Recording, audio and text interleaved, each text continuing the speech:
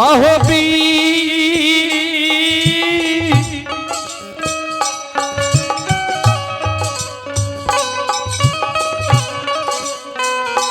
भीम बाबा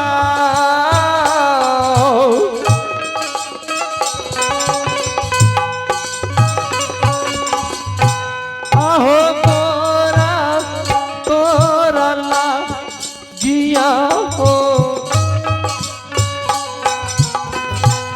आहो झूकी करिया पर नमुआ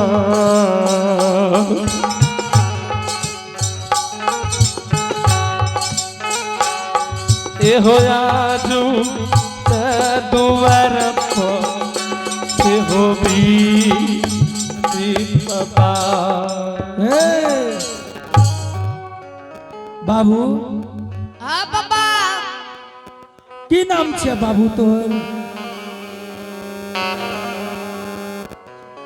और कता घर छे बाबू की नाम छे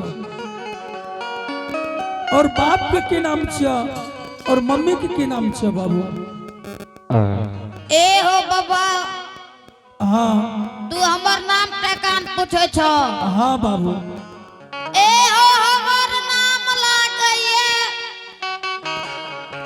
रंजीत बालक, हमरे घर लागइए पटनापुर में।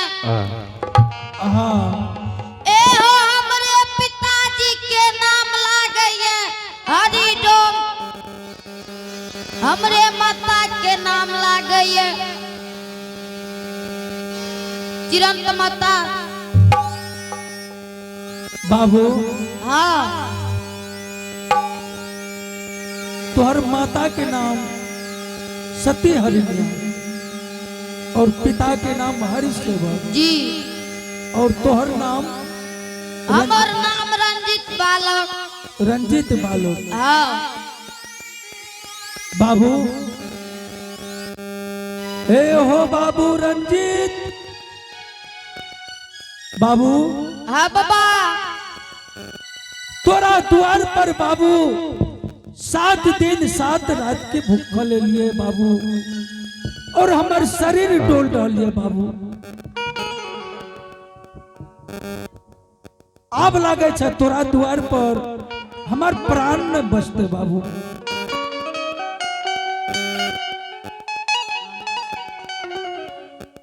बाबू अगर तोरा द्वार पर ही ब्राह्मण मर जेता, तोरा ब्राह्मण बद लिखता, कतो के ने छूटता बाबू। आत की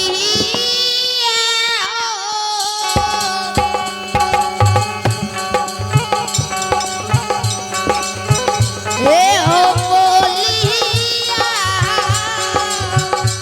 ठीक है कहै छै बाबू। हे हो बोलैता बीरा, जय हो ए आमा आमा आ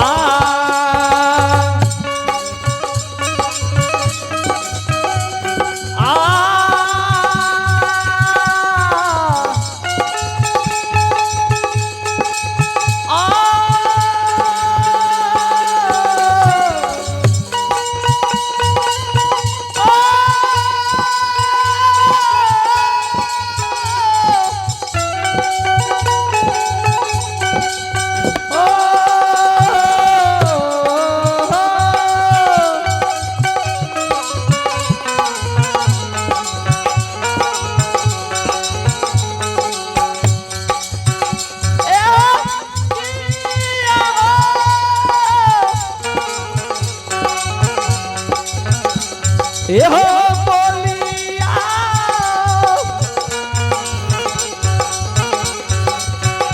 ए हो बोलिया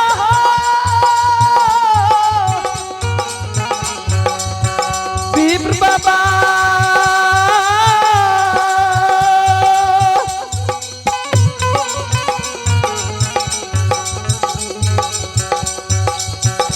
ए हो बोलिया बोलिया कुबो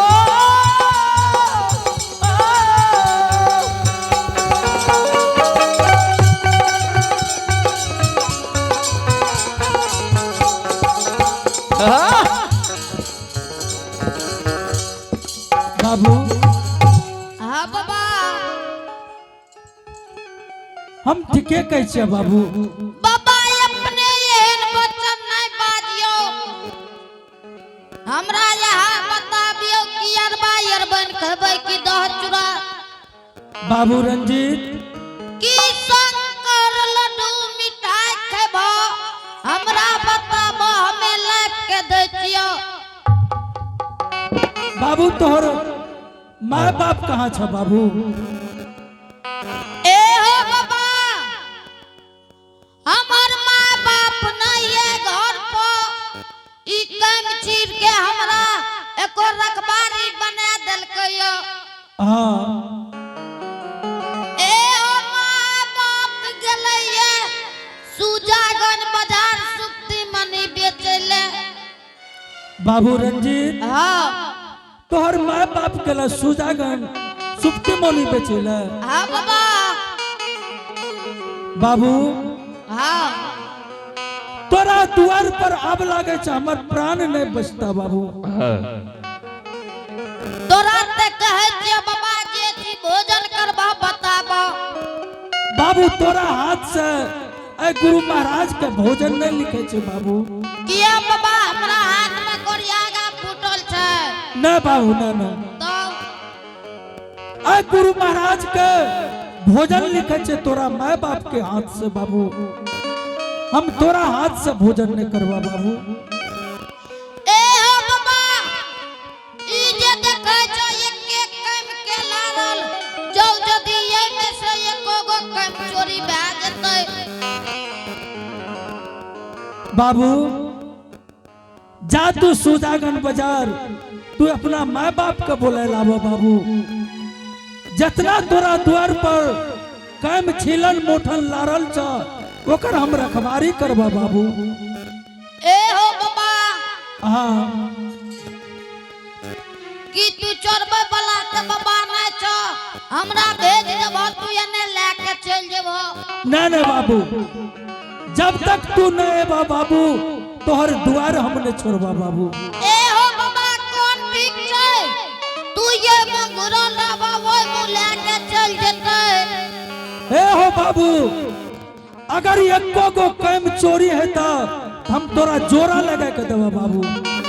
लेकिन तोरा द्वार के हम रखवारी करबो बाबू। रंजीत हाँ बाबा जा तू सुजागन बाजार तू अपना माँ बाप का बोले के लावा बाबू। अगर तू न जबा हम तोरा द्वार पर मर जबा तोरा ब्राह्मण बद लिखता बाबू। अच्छा ठीक है बाबा जाओ जदी अपने एते जीत करे छिए त हमें जाके देखै छिए। ठीक छे बाबू तू जा तू अपना माँ बाप का बोला के लावा बाबू तबे हम भोजन करबा। हमें जे जाके नाम ले लेलियो त हमरा हरबै के याद आबे लागले की ए हो एते बर के सुजागंज बाजार छै एते गली छै लगभग हजारों गली सुपर। बाबू रंजीत कौन गली में बेचे हेतै नहीं बेचे हेतै तोरा कुछ न हेतै बाबू। तू चल जबा तू अपना माँ बाप लो जा तू अपना माँ बाप का तू बोला के लावा। अच्छा ठीक छै बाबा जाइ छियो। ठीक छे जा तू बाबू। आदा चाली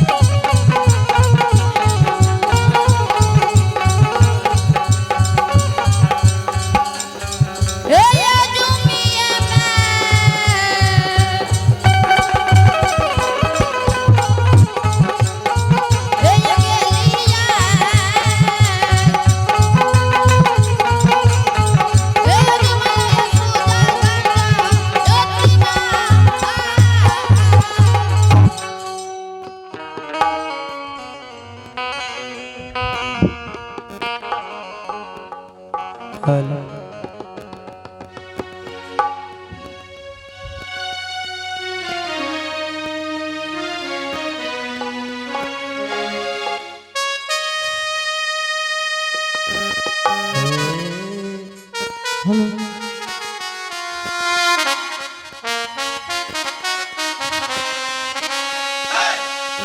स्वामीनाथ हाँ हरिनिया स्वामी जियो हाँ लागे छे बेटा के कोई मारल कई स्वामीनाथ ए हे हरिनिया तू जाने हो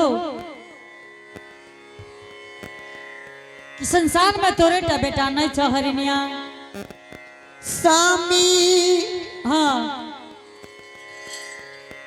बेटा कपो पटना नगरी में हाँ की कोई मारल कई की कोई गरियल कई स्वामीनाथ तोरा एक बात कह दे छो हरिनिया तू बार बार ये बात के कहे छो हे स्वामीनाथ हाँ